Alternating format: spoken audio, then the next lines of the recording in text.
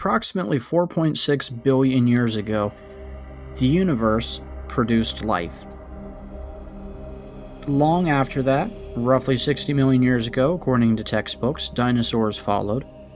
And the counter-hypothesis is that God created the heavens and the earth, that he did it 6,000 years ago approximately, and that he did it in 6 literal days.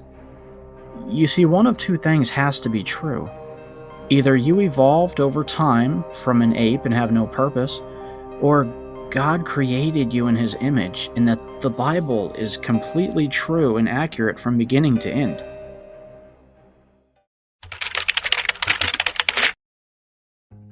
All right, your question, where did God come from, assumes that you're thinking of the wrong, obviously it displays that you're thinking of the wrong God, because the God of the Bible is not affected by time, space, or matter. If he's affected by time, space, or matter, he's not Every God. generation, a handful of people are selected to become household names. One of these household names, when I was a child that went around the kitchen table, was Dr. Kent Hovind, or Dr. Dino, the famous creationist, the vindicator for young Earth creationists. It needs to see it. So for the next, I forget how long, everybody was watching tapes. They had over 20 former drug dealers saved in the prison while watching the video series. Dealing for Jesus. Amen. We've had some great results. So several people donate to our ministry to help us be able to do that, to give out videotapes to prisons. And if you can get involved, either send us chaplains' names or have the chaplain send us a letter, or send us some money so we can donate it to prison. We'll be glad to do that. We want to get the gospel out. I figure I'll be there someday anyway, so might as well. Anyway, so not only was Dr. Hovind debating in every major university that would allow him, but he was also being honored as a guest speaker in every church that had a congregation big enough to hold a pastor. It was like nothing you'd ever seen. It happened so quickly, it really would make the head spin. Up until the early 2000s, Kent Hovind was unstoppable. What happened to Kent Hovind?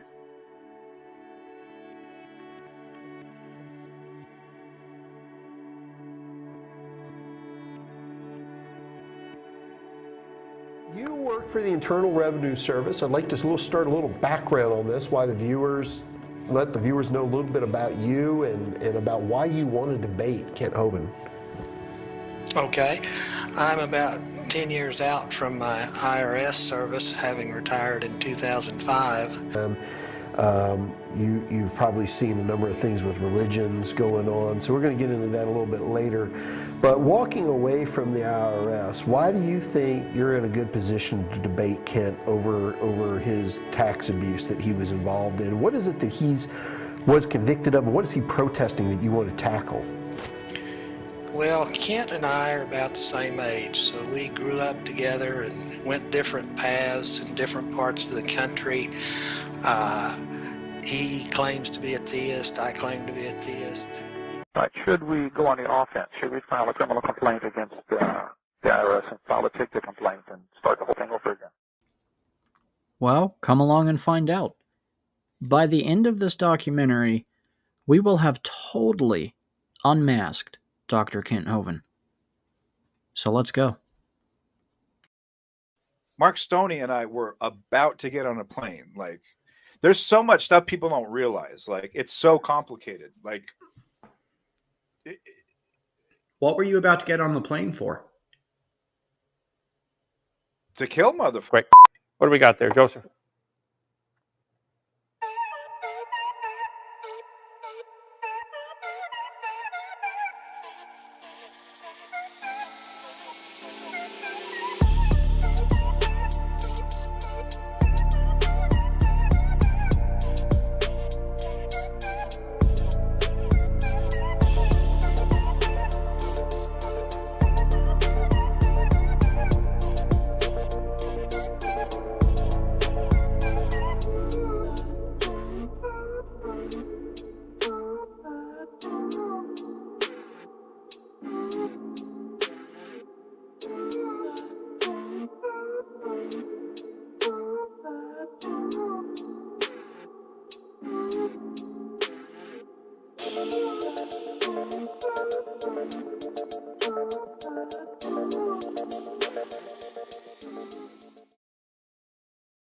I really don't think we have to go all the way back to East Peoria Community High School, or even as far back as Patriot Bible University, to completely grasp who Kent Hovind is and what makes Kent Hovind who he is.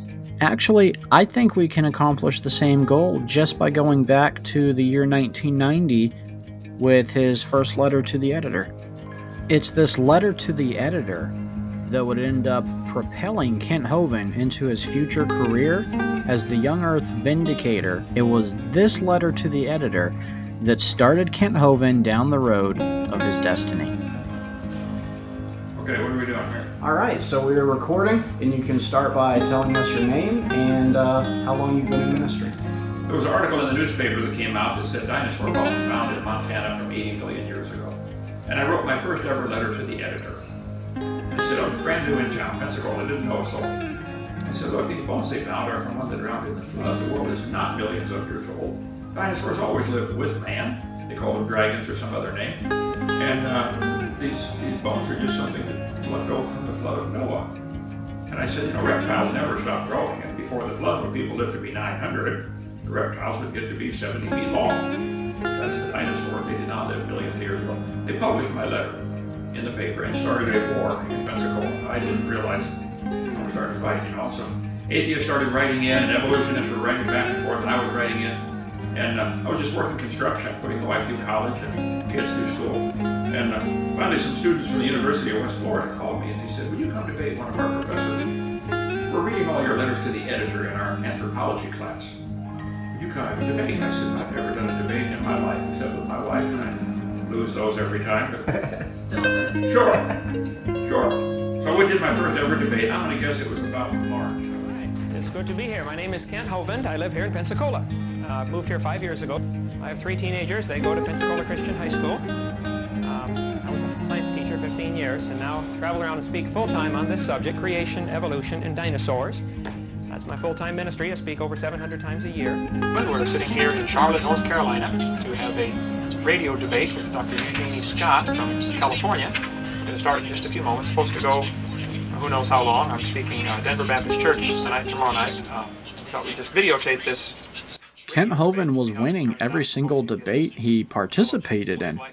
I mean, there was a point where you could not talk about creationism or apologetics without bringing up the name Kent Hovind. It was around this time era that Kent Hovind did something so daring, so gutsy, that few saw it coming. Kent Hovind debated 3 university professors at once. And won. I'll start. My name is Jim Strayer. I'm from Michigan. I started my educational career in a small Methodist school. I went there for 2 years and then transferred to Eastern Michigan University to get a major in biology and a minor in chemistry. I'm Reinhold Sleeper. I teach here, and that means I live around this area too. And there's no way I'm going to be able to top that introduction that we just heard. So I'll just be staying on the side of modesty and stop right here. My name is Luther Reisbig. I'm a professor of aerospace engineering. I graduated from Michigan State University, where I got my PhD in engineering there. I'm probably the least qualified person to be here talking about any of these matters, but I'll apologize. You have an additional 5 minutes to rebuttal Dr. Hovind's opening statement and to pose a question to him.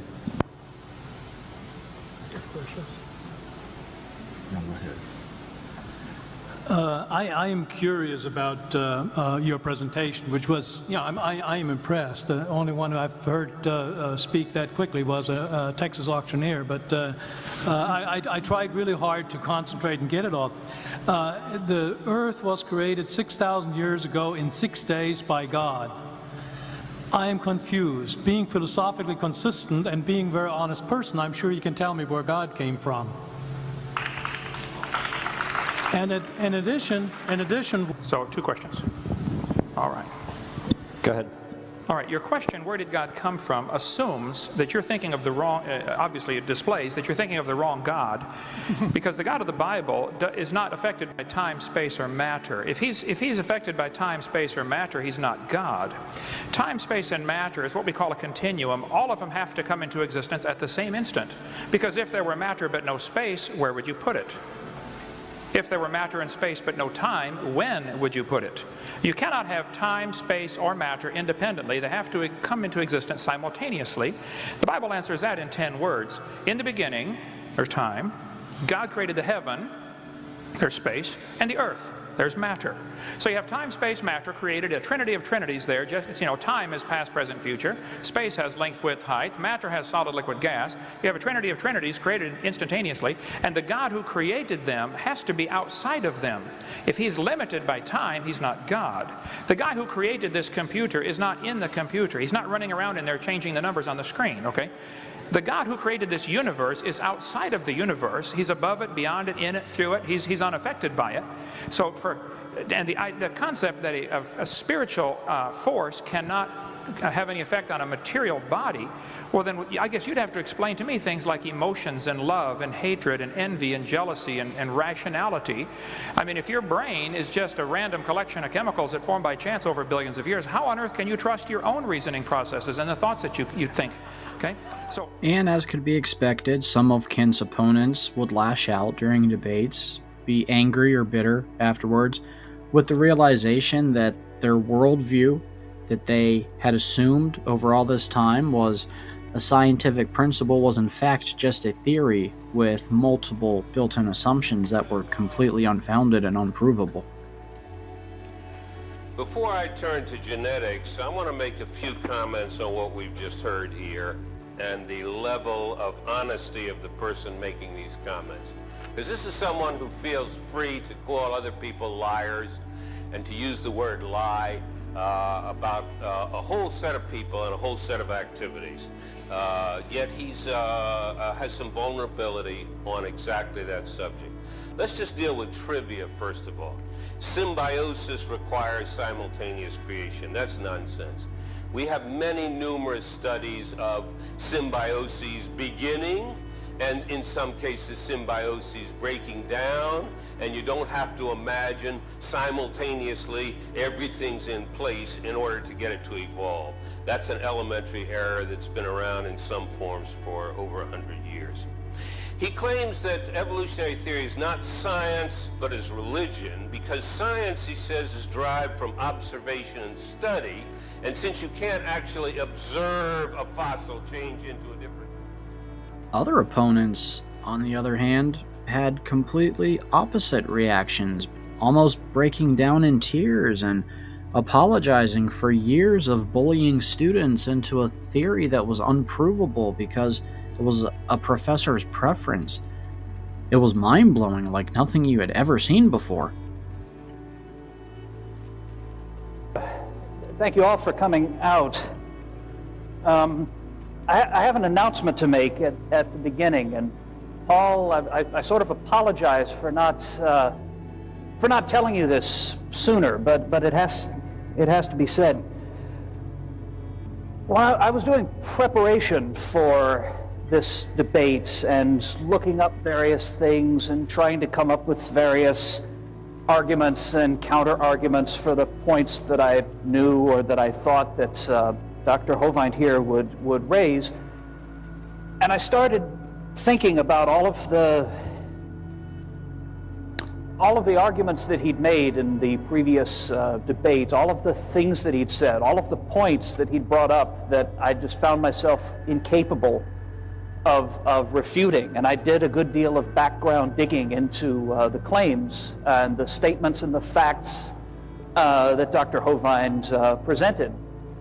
Thanks in part to his very excellent website, www.drdino.com, which I can highly recommend.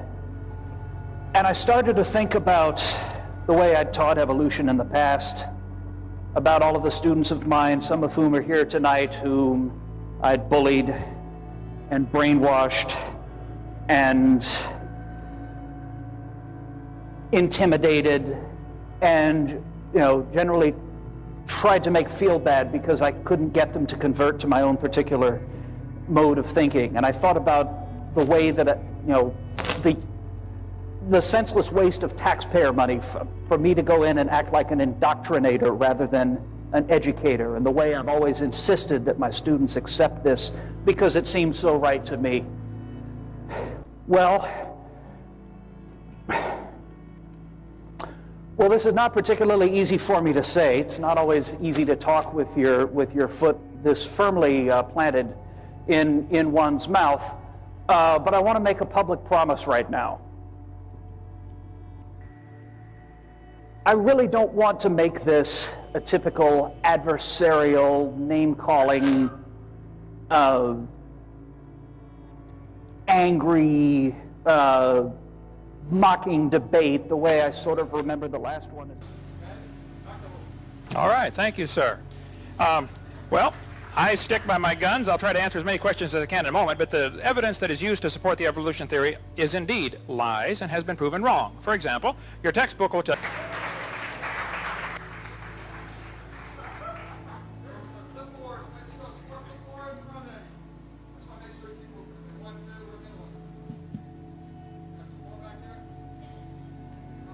Not only did Kent Hovind solidly secure his position as the premier vindicator for young Earth creationism, but Kent Hovind was beginning to gain some celebrity status that was really cool to watch. A telly. I ain't shitting you. He don't have a telly. Yeah. He lives in a house, though. Yo. And that house is a product of technology. No, he ain't got no technology in it. You can check out his website. He ain't got nothing in it. He's got a website. The He house wears clothes, itself. shoes. What? He eats food. These are still having babies. Why don't they have another human today? Okay. Has you ever eaten a banana? Oh, yeah, I eat all kinds of food, yeah. I eat a banana, that's proof we came from a rock? That's not proof of evolution. When this changes, he's going to look silly. 1905, the official age of the Earth, I've got the textbooks, was 2 billion years. Today it's 4.6. That's still a lot older than what you're prepared to concede. From 2 billion to 4.6 billion is a gigantic jump. The fact is they don't know. What do you think about all that?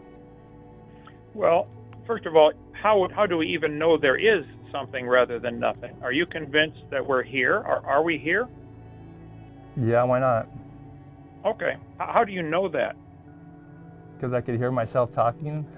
Okay, we have to observe by our senses, sight, taste, touch, etc. We have 5 senses, 5 ways to contact the world, I guess, for lack of a better way to say it.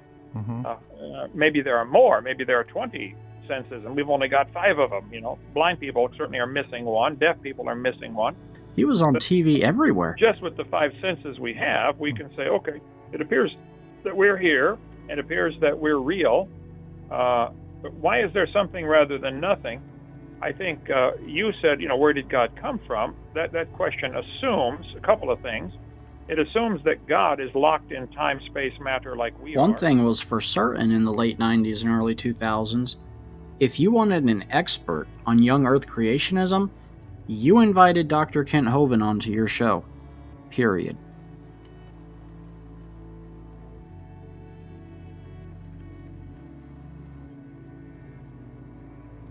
Hi, I'm Pete Riley. I'm here with Dr. Kent Hovind, and as I told Dr. Hovind, I'm a CPA, and I've written quite a bit about his case on Forbes.com.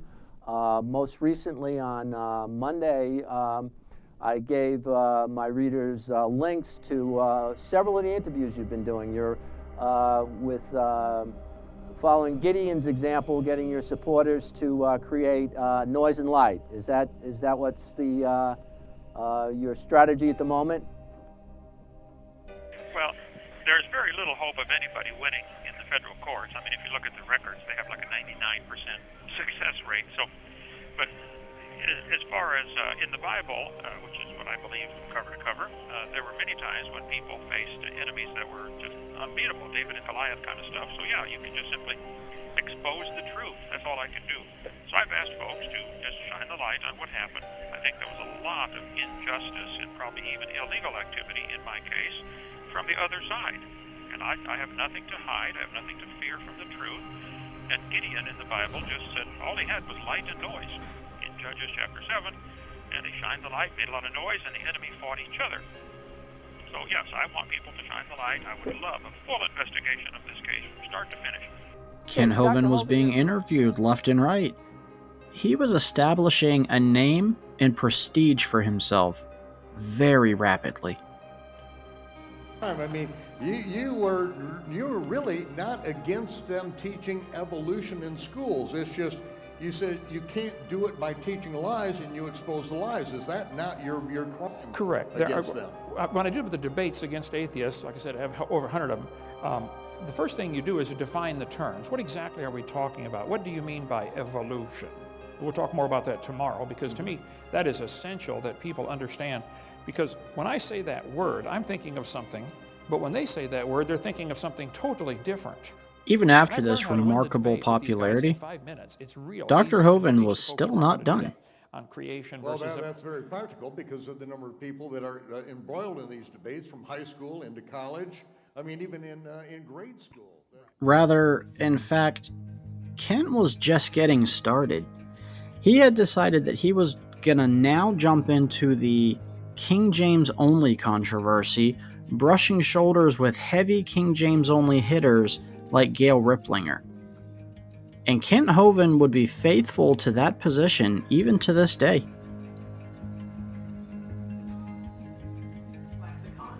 And how deviant it is from true Christianity. And so yeah, this is, how many pages? 1,200. 1,200 pages, and sells for how much? That's $35.95. $35.95. Fabulous. I didn't get through it yet, but I started, and I've enjoyed it. I've been pretty busy. I've been out of prison 120 days. Okay, I'm working on it. Anyway, so what I've read I love, so that's fabulous. I encourage people to get that one. Okay? Thank you. And then for those who can't read that 1,200-page book, we've also written a brochure, and I think it's 50 cents or something like that, and it summarizes what's wrong with the vines. Why is it wrong to say the Greek says? You know, Mr. Vine, where did he get his words from? Or Strong's Concordance, where did he get his definitions from? And you'll find out in that book and in this brochure, highly corrupt sources, highly corrupt lexicography. I heard somebody preaching just a few weeks ago. He said something that just struck me. He said, wow, this is perfect. Paul said in 2 Corinthians, they were corrupting the Word of God while he was writing it. So if somebody says this version is, you know, you could have a Hebrew or a Greek version that is 2 days from the original and still be corrupted. Absolutely. Yeah. Absolutely. So the fact that it's older has nothing to do with it being better. They were corrupting it while Paul was writing it. They wrote letters in his name. Right. We're not as many which corrupt the Word of God. So the argument that these guys have is, well, this is older, therefore it's better. That's flawed on its face. It's ridiculous. Yeah. Okay, other stuff you got. Okay. Then after the... Why to use the King James Version of the Bible? Why not other versions? Well, I've been a Christian since 1969. I was raised all kinds of different churches, and after I got saved, my parents started giving me... Kent was smart enough to capitalize off his newly found success by hosting large events like right his here in New Pensacola, Florida. Creationist Let's give him Boot a Camp. hand.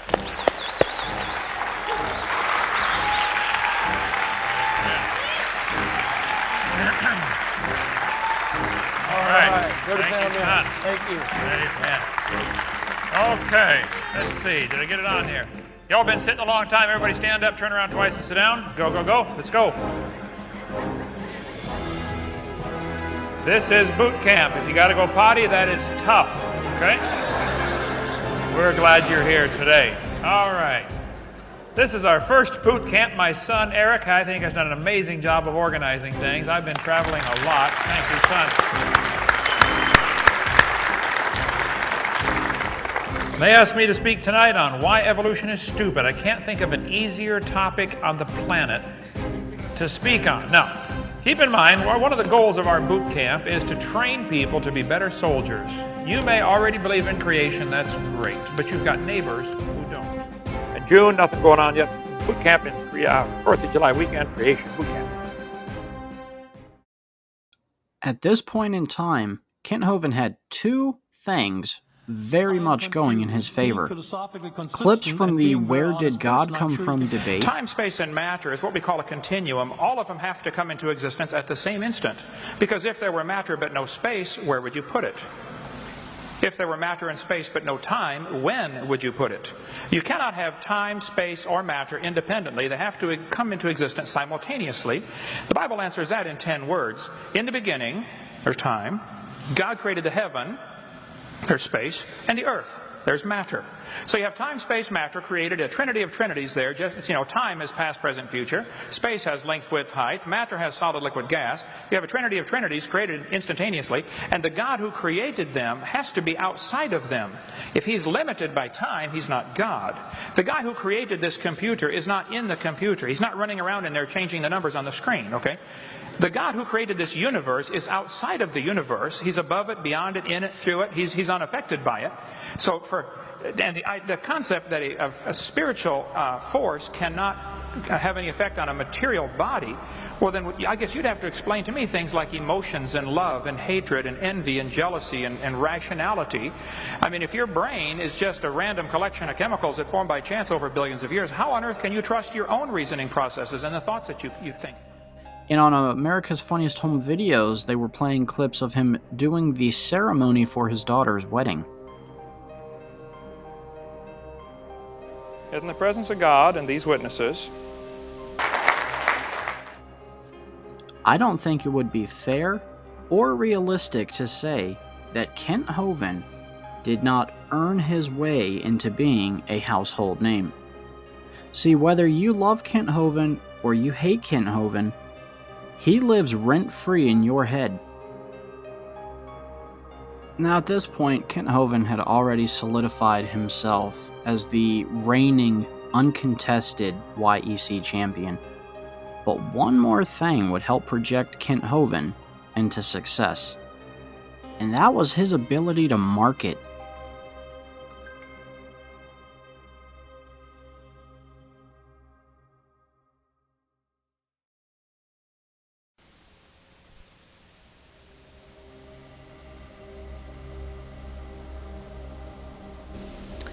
hello, welcome to Creation Science Evangelism Magic Tricks video. My name is Dr. Kent Hovind. I was a high school science teacher for 15 years, and now for the last 10 years I've been an evangelist, and I travel and speak on creation and evolution. But for 17 years, as a brand new Christian, I was a... Dr. Hovind would now begin creating, producing, and marketing all of his intellectual property. None would ever become quite as famous as his creation seminar series. Well, thank you for getting our CDs. I'm assuming you're getting this videotape because you purchased our CDs on PowerPoint. But that doesn't mean they weren't all just as important to the YEC movement. I think this knows nothing, because that's where I was just a few years ago. And many people who explained things to me about computers started way over my head. So we're going to start from ground zero. Once you get a scanner like this right here, these cost about $300. This hooks into the back of my computer, and there's several different types of scanners and several different ways they hook in. So you probably have to read the instructions that come with your scanner for where it plugs into your computer. And then you install a program. In this case, it's called Corel Photo Paint 8 is what I'm using here. The Creation Seminar series is what would captivate most audiences to Dr. Hovind's material. It was so popular that homeschooling communities around the Southeast United States were using Kent Hovind lecture materials as homeschooling curriculum.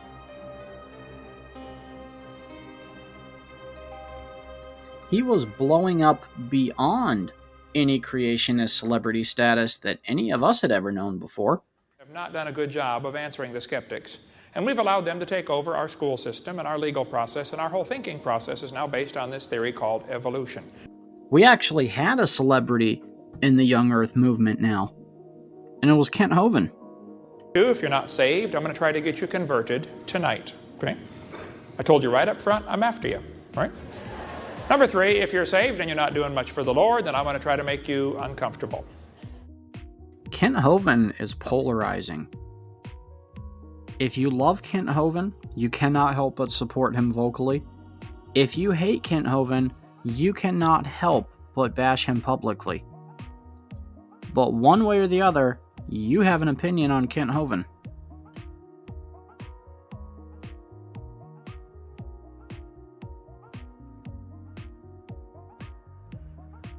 there for 15 years. I have 3 kids, 1 of each.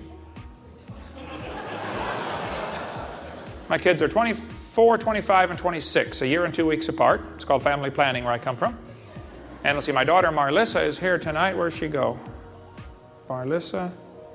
She's out there somewhere. They got the stuff at the airport. I saw them here. And anyway, I got them all married off, brother, and the dog died, so I made it. I'm home free. It's wonderful. And all 6 of them work for me in my ministry, and now I've got 2 grandkids, and hopefully 1,000 more coming. Grandkids are God's reward for not killing your own kids when you thought about it.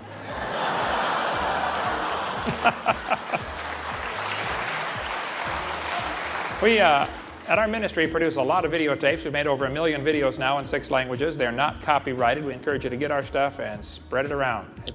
A rapid celebrity status like this is enough to break any man. But it didn't break Kent Hovind. Strangely, the only thing that came faster than the rise of Kent Hovind was the fall of Kent Hovind. Is. He's got a badge and a gun and he thinks he's God.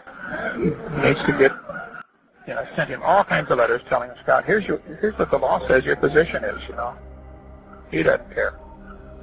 Mark Stoney and I were about to get on a plane. Like, there's so much stuff people don't realize. Like, it's so complicated. Like, what were you about to get on the plane for? To kill motherfuckers. What do we got there, Joseph?